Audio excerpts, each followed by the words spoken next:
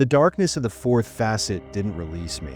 It gripped me like a fist, crushing the last embers of hope that still flickered in my soul. The fall into the fifth facet wasn't just a fall, it was a dissolution, as if I became part of the abyss itself. My thoughts, memories, my very being torn into fragments that swirled in the void like ash in a hurricane. The air vanished, replaced by an emptiness that pressed down like the ocean's depths. But it was steeped in a scent. Not sulfur, not blood, but something ancient, like the smell of earth that had never known sunlight, mixed with metal and decay. The wind didn't lash. It whispered, but the whisper was a million voices speaking at once, their words breaking like glass, piercing my mind, making it bleed with shards of the past. I saw nothing but darkness, yet it was alive, pulsing like a heart, and in its rhythm, I sensed the presence of something immense, ancient, that knew me better than I knew myself.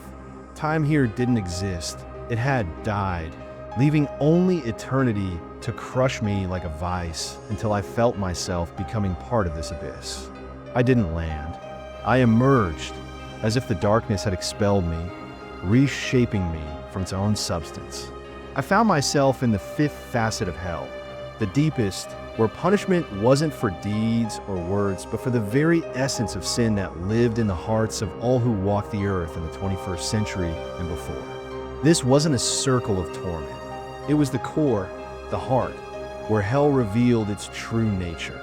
Not just a place of punishment, but a mirror that showed humanity its own reflection, distorted yet honest.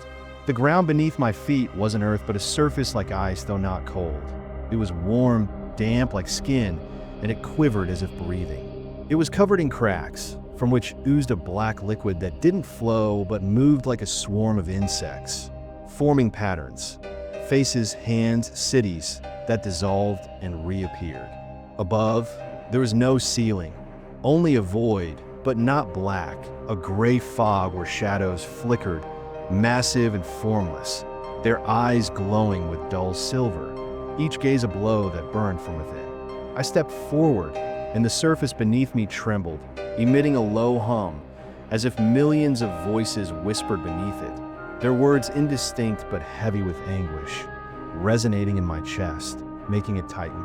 Before me stretched a plane, but not an empty one. It was dotted with mirrors, massive and cracked, their edges sharp as blades, their surfaces reflecting not me, but scenes. Wars, famines, betrayals, faces that screamed silently. In each mirror was a soul, but not whole. Their bodies were shattered, their parts floating in the glass like in water, hands clawing at the edges, mouths opening to release bubbles of blood that burst, leaving stains. These were those who turned away from truth, philosophers, leaders, creatures who twisted meaning for power. Their eyes were burned out, yet they saw their reflections, where their words turned to poison that tainted the world. The mirrors quivered, ringing like bells, each sound a cry that sliced the air like a knife, making my head throb as if it would burst. I passed by and reached the edge of a chasm that didn't gape but breathed, its edges moving like lips, releasing vapor that smelled of decay and metal. I peered down and saw not a bottom but infinity, a space where islands floated, not of stone but of flesh, rotting yet undying, their surfaces covered in sores oozing pus mixed with blood. On each island writhed souls, their bodies pierced by chains that grew from the flesh like roots, pulling them down but not letting them fall. These were those who sowed division, politicians who fueled hatred, preachers who divided people into righteous and damned. Their skin peeled like paper, exposing bones that creaked but didn't break, their eyes open, staring into the void where the shadows of their followers screamed, their silhouettes trembling like a mirage. The chasm hummed like an engine, each sound a moan that gripped my chest like a vice. The chasm gave way to a river, but not of water. It was a river of ash, flowing slowly like lava, and in it drowned those who destroyed hope. Their bodies were covered in burns, their skin cracking like dry earth, the ash clogging their mouths, throats, lungs, yet they didn't die. Their eyes open, gazing into the gray fog where images flickered, crying children, crumbling cities, fading dreams. These were those who killed faith, cynics who mocked goodness, leaders who promised light but led into darkness. The ash clung to them like a living thing, enveloping, pulling them deeper, while the shadows of their victims stood on the shore, their forms gray as ash, but their eyes burned red like coals.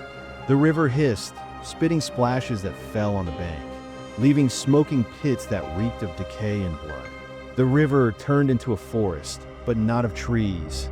It was woven from bones jutting from the ground like branches, their surfaces cracked, oozing a black liquid that smelled of rot. On each tree hung a soul, their bodies threaded with sinew-like strands that quivered, emitting a low hum like a moan.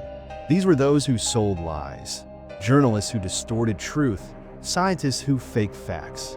Their mouths were sewn shut with molten wire, yet they tried to scream, each sound escaping as blood that dripped down, feeding the ground that bubbled like a boiling cauldron. The bones moved as if alive, tightening around them, cracking their bodies like dry twigs. Though they didn't die, their eyes opened, staring into the void where their sins flickered. The forest gave way to a desert, but not of sand. It was covered in mirrored shards that glinted like stars but cut like razors with every step, leaving the sensation of skin being peeled by thin blades. At the center of the desert stood a massive sphere, forged of bones and glass. The glass murky and cracked, the bones yellowed, oozing blood. Inside the sphere burned a fire, not white, but black as darkness itself, and in it writhed those who turned away from light. Atheists who mocked faith, fanatics who twisted it. Their bodies were bound to chains that sparked like lightning, the fire licking at them, burning their skin to bones that blackened but didn't crumble. The shadows of their victims, those whose souls they broke, stood around, their silhouettes trembling like a mirage, each gaze a blow that tore the sinners apart from within. The sphere hummed like a heart, each sound a moan that sliced the air like a blade. The desert turned into a swamp, where the mud wasn't mud but a mixture of blood, bones, and ash that crunched underfoot like broken glass. At the center of the swamp rose a tower of human bodies, writhing as if alive, their hands reaching upward but unable to break free. These were those who lived for themselves, egoists who turned away from others.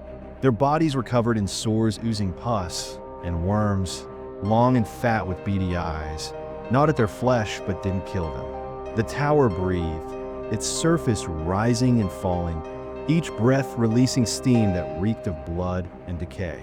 I watched as the worms burrowed deeper and the souls screamed, their mouths filled with mud that flowed inside, muffling their cries. The swamp gave way to a cave, its walls covered in living eyes that blinked, watched, their pupils black as the abyss, each gaze a blow that burned from within. At the center of the cave stood a throne, not of stone but woven from shadows that writhed like snakes, and on it sat the Lord of Hell, his horns curving like bales, eyes burning like coals, his skin black, streaked with golden veins that pulsed like living things. He didn't speak, but his presence was a storm that gripped my soul, making it creak like glass.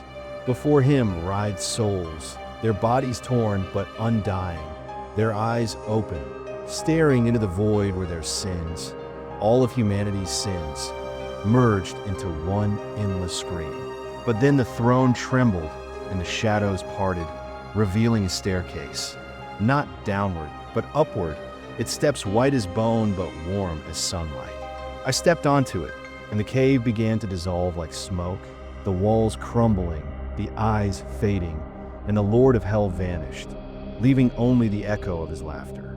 I climbed, and each step felt lighter, the air growing cleaner, smelling of flowers and water, not blood and sulfur. The staircase led to gates that shimmered like stars, their surface covered in patterns resembling wings.